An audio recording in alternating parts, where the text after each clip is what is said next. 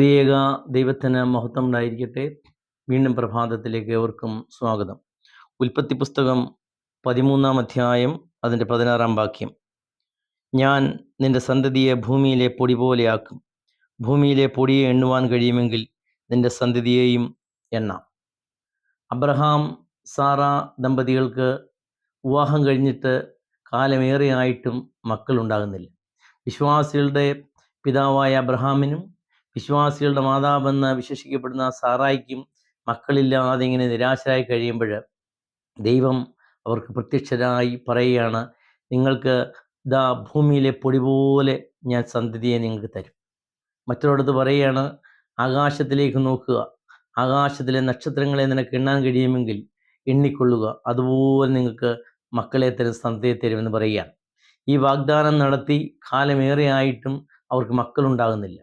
അപ്പോൾ സാറ നിരാശയായി. അവൾ പ്രാർത്ഥനയോടും ഉപവാസത്തോടും ദൈവത്തിൻ്റെ സമയത്തിനായി കാത്തിരിക്കേണ്ടതിന് പകരം അവൾ അക്ഷമയായി അവൾ കുറുക്ക് വഴി തേടുകയാണ്.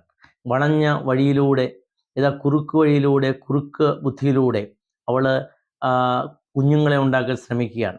അവിടെ പറയുകയാണ്, ഇതാ അബ്രഹാമിനോട് പറയുകയാണ്, ഞാൻ നിൻ്റെ അടുക്കൽ എൻ്റെ ദാസിയായ ഹാഗാറിനെ അയക്കും, അവളിലൂടെ ഉണ്ടാകുന്ന കുഞ്ഞിനെ ഞാൻ എടുക്കും. ഇങ്ങനെ പറയുകയാണ്.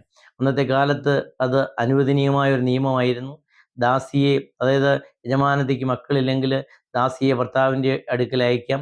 അതുവഴി ഉണ്ടാകുന്ന കുഞ്ഞുങ്ങളെ ഈ യജമാനത്തിക്ക് അവളുടെ സ്വന്തമായി സ്വന്തം കുഞ്ഞായി എടുക്കാം. അങ്ങനെ ഒരു നിയമം ഉള്ളപ്പോഴേ അവിടെ ഇതാ ആ നിയമത്തെ എടുത്തുകൊണ്ട് ഇതാ സാറ പറയുകയാണ്, അബ്രഹാമിനോട് പറയുകയാണ്, നീ ഹാഗാറിൻ്റെ അടുത്ത് ചെല്ലണം, അതിലൂടെ ഉണ്ടാകുന്ന കുഞ്ഞിനെ ഞാൻ എടുക്കും എന്ന് പറയുകയാണ്. അപ്പം വിശ്വാസികളുടെ പിതാവായ അബ്രഹാം, അതായത് ദൈവത്തിൻ്റെ സ്നേഹിതനെന്ന് വിശേഷിപ്പിക്കുന്ന അബ്രഹാം, ഇതാ ഒരിക്കലും ആ സാറായുടെ ആ അപേക്ഷ കേൾക്കരുതായിരുന്നു, ആ അപേക്ഷ നിരസിക്കേണ്ടതായിരുന്നു. എന്നാൽ അവിടെ അബ്രഹാം ചെയ്യുന്നത്, ഇതാ സാറായുടെ ആ ആഗ്രഹം സഫലമാക്കുവാൻ വേണ്ടി സാറായിക്കൊപ്പം നിൽക്കുകയാണ്. തൻ്റെ ഭാര്യയുടെ ആ ആഗ്രഹം കേട്ടിട്ട് അവൾ പറയുന്നതനുസരിച്ച് അവൾ പറയുന്ന പോലെ ചെയ്യുകയാണ്. ഇവിടെ ഇതാ ഹാഗാർ അബ്രഹാമിൻ്റെ അടുത്ത് ചെല്ലുന്നു. ഹാഗാർ ഗർഭിണിയാകുന്നു. ഹാഗാർ ഗർഭിണിയായി കഴിഞ്ഞ് ഹാഗാറിൻ്റെ ഭാവം മാറി. അവൾ ദാസിയിൽ നിന്ന് ഇപ്പോൾ യജമാനത്തി ചമയുകയാണ്. അവൾ സ്വയം നടിക്കുകയാണ് അവൾ യജമാനത്തിയാണെന്നും. ശലോമോൻ പറയുന്നത് പോലെ, ദാസി യജമാനത്തിയുടെ സ്ഥാനം പ്രാപിച്ചാൽ ആ ദാസി നിമിത്തം ഭൂമി വിറയ്ക്കുമെന്ന് പറഞ്ഞതുപോലെ ഇവിടെ ഇതാ ഒരു ദാസി ഇതാ ഭൂമിയെ വിറപ്പിക്കുകയാണ്, അവളുടെ യജമാനത്തിയെ വിറപ്പിക്കുകയാണ്. ഇന്നലെ വരെ യജമാനത്തിയായ സാറ എന്തു പറഞ്ഞാലും തലതാഴ്ത്തി അനുസരിച്ചുകൊണ്ടിരുന്ന ഹാഗാർ ഇന്ന് അവിടെ ഭാവം മാറി അഹങ്കാരമായി അവൾ സ്വയം ഇതാ യജമാനത്തിയായിട്ട് ഈ സാറായ്ക്കെതിരെ അവളെ പരിഹസിക്കുകയും കളിയാക്കുകയും വർത്തമാനം പറയുകയും ചെയ്യുകയാണ്. ഇങ്ങനെ വർത്തമാനം പറയുമ്പോൾ സാറായ്ക്ക് ദേഷ്യമായി. പിന്നെ അവർ തമ്മിൽ വഴക്കുണ്ടാകുന്നു.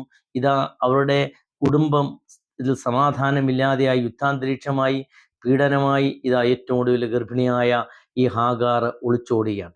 ആ ഒളിച്ചോട്ടം പ്രിയമുള്ളവരെ, ഇങ്ങനെ ഒരു അന്തരീക്ഷം സംജാതമാവാൻ കാരണം ഈ സാറായുടെ എടുത്തിയാട്ടമാണ്. വാഗ്ദത്തത്തിൽ വിശ്വസ്തനായ ദൈവത്തിൻ്റെ സമയത്തിനായി കാത്തിരിക്കാതെ, ദൈവത്തിന് വേണ്ടി കാത്തിരിക്കാതെ ഇതാ സാറായുടെ അഭീഷ്ടം സാധിക്കുവാനായിട്ട് അബ്രഹാം അവർക്ക് കൂട്ടുനിന്നപ്പോൾ ഇതാ അവരുടെ കുടുംബത്തിൽ അശാന്തിയായ അസമാധാനമായി. പ്രിയമുള്ളവരെ, പലപ്പോഴും ഈ എടുത്തിയാട്ടം നമ്മുടെ ജീവിതത്തിലും ഉണ്ടാകാറുണ്ട്. നമ്മുടെ ജീവിതത്തിലും നമ്മൾ ദൈവത്തിൻ്റെ സമയത്തിനായി കാത്തിരിക്കാതെ, പ്രാർത്ഥിച്ച് ദൈവം തരുന്ന ആ സമയം വരെ കാത്തിരിക്കാതെ നമ്മളും ഇങ്ങനെ എടുത്തിയാട്ടം ചെയ്യാറുണ്ട്. നമ്മൾ ചെറിയൊരു വീടായിരിക്കാം, അപ്പോഴായിരിക്കാം അയൽവക്കത്ത് വലിയൊരു വീട് കെട്ടിപ്പൊങ്ങുന്നു. അത് കണ്ടു അവർക്കൊരു പക്ഷെങ്കിൽ ഗൾഫ് പണം ഉണ്ടായിരിക്കാം, ആരെങ്കിലും സഹായിക്കാനുണ്ടായിരിക്കാം. നമുക്ക് അങ്ങനെ ഒന്നുമില്ല, വേറെ ഒരു സോഴ്സും ഇല്ല. നമുക്ക് പക്ഷേ ആ വീട് കണ്ടുകൊണ്ട് നമുക്കും ഒരു വീട് കെട്ടിപ്പൊക്കണം. അതിനുവേണ്ടി എന്ത് ചെയ്യും? ഏതെങ്കിലും വസ്തു വിൽക്കും, അല്ലെങ്കിൽ ഈ വസ്തു തന്നെ പണയം വെച്ച് നമ്മൾ ലോൺ എടുത്ത് ഒരു വീട് വെക്കും. വീട് വെച്ച് മൊത്തം കംപ്ലീറ്റ് ആവത്തില്ല. പിന്നെ ആ പൈസ എല്ലാം തീർന്ന് ഇങ്ങനെ ഇരിക്കുമ്പോൾ ഈ എടുത്ത പൈസ കടം വീട്ടാതെ നമ്മൾ ആ കടം വീട്ടാതെ ഈ വീട് ജപ്തി ചെയ്യുന്ന ഒരനുഭവം, അത് എടുത്തിയാട്ടത്തിൻ്റെ അനുഭവമാണ്. ഒരുപക്ഷെങ്കിൽ നമുക്ക് ഒരു സൈക്കിൾ മാത്രമേ കാണൂ, സ്കൂട്ടർ മാത്രമേ കാണൂ, അയൽവക്കക്കാരൻ കാറ് വാങ്ങിക്കുന്നു, നമുക്കും ഒരു കാറ് വേണം, ഉടൻ തന്നെ വീട് പണയം വെച്ചിട്ട് അല്ലെങ്കിൽ CC എടുത്ത് ഒരു കാർ എടുക്കുന്നു. ആ പണയം അടയ്ക്കാൻ പറ്റാതെ വരുമ്പോൾ ആ കാറ് CCക്കാർ കൊണ്ടുപോകുന്നു. അല്ലെങ്കിൽ വിവാഹപ്രായം ആവുന്നു, അല്ലെങ്കിൽ സ്വയം മാതാപിതാക്കളുടെ സമ്മതത്തിനോ അവരുടെ ഇഷ്ടത്തിനോ അല്ലെങ്കിൽ അവരെ ആലോചിക്കുന്ന വിവാഹത്തിനൊന്നും കാത്തു നിൽക്കാതെ പ്രണയത്തിലേക്ക് എടുത്തിയാടുന്നു. ആരും അറിയാതെ ഒളിച്ചോടുന്നു, വിവാഹം കഴിക്കുന്നു. ഏറ്റവും ഒടുവിൽ ഈ ആ ബന്ധം ശിഥിലമാകുന്നു, നൈരാശ്യമാകുന്നു, മറ്റൊരാളെ വഞ്ചിക്കുന്നു, ഇവിടെ ഇത് ആത്മഹത്യയാകുന്നു, ഒളിച്ചോട്ടമാകുന്നു, ഡിവോഴ്സ് ആകുന്നു. പ്രിയമുള്ളവർ, ഇതൊക്കെയും എടുത്തിയാട്ടത്തിൻ്റെ അനുഭവമാണ്. അതുകൊണ്ട് നമ്മുടെ ജീവിതത്തിൽ അസമാധാനം, അശാന്തി വരുത്തുന്നത് നമ്മൾ തന്നെയാണ്. നമ്മൾ ദൈവത്തിൻ്റെ സമയത്തിനായി കാത്തിരിക്കണം. ദൈവത്തിനൊരു സമയമുണ്ട്. ദൈവത്തിൻ്റെ സമയമായി അനുരഞ്ജനപ്പെടുവാനും സാധിക്കണം. ഒരുപക്ഷെ നിങ്ങൾ മക്കളില്ലായിരിക്കാം, ഒരുപക്ഷെ വീടില്ലായിരിക്കാം, അല്ലെ ജോലിയില്ലായിരിക്കാം. എടുത്തിയാട്ടം വേണ്ട. പ്രാർത്ഥനയോടെ, ഉപവാസത്തോടെ, അക്ഷമയായി നമ്മൾ കാത്തിരിക്കുമ്പോൾ ദൈവം നമുക്ക് വേണ്ടി പ്രത്യക്ഷപ്പെടും. നമ്മൾ എല്ലാ പ്രതീക്ഷയും നഷ്ടപ്പെടുന്ന സമയത്ത് അവിടെ ആ അവസാന നിമിഷം ദൈവം നമുക്ക് വേണ്ടി പ്രത്യക്ഷപ്പെടുന്ന ഒരു ദൈവമുണ്ട്. ആ ദൈവത്തിന് വേണ്ടി കാത്തിരിക്കാം.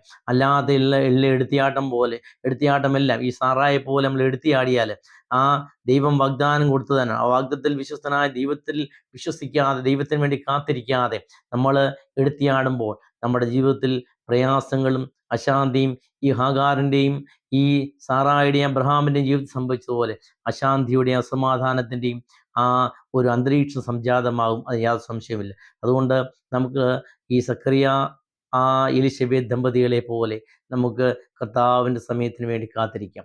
ഈ വാഗ്ദത്തത്തിൽ വിശ്വസ്തനായ ദൈവം നമ്മുടെ പ്രയാസങ്ങളെയും നമ്മുടെ ബുദ്ധിമുട്ടുകളെയും അറിയുന്ന ദൈവം, നമ്മുടെ ആവശ്യങ്ങളെ നന്നായി അറിയുന്ന ദൈവം, ആ ദൈവം തക്ക സമയത്ത് ഇറങ്ങി വരും. തക്ക സമയത്ത് നമുക്ക് അനുഗ്രഹം തരും, മക്കളെ തരും, എല്ലാ അനുഗ്രഹങ്ങളും തരും. ആ ദൈവത്തിന് വേണ്ടി, ആ ദൈവത്തിൻ്റെ സമയത്തിന് വേണ്ടി കാത്തിരിക്കാം. അതിന് ദൈവത്തിൻ്റെ പരിശുദ്ധാത്മ സഹായിക്കുന്നത് പ്രാർത്ഥിക്കുന്നു. ദൈവം നമ്മെ സമൃദ്ധമായി അനുഗ്രഹിക്കട്ടെ.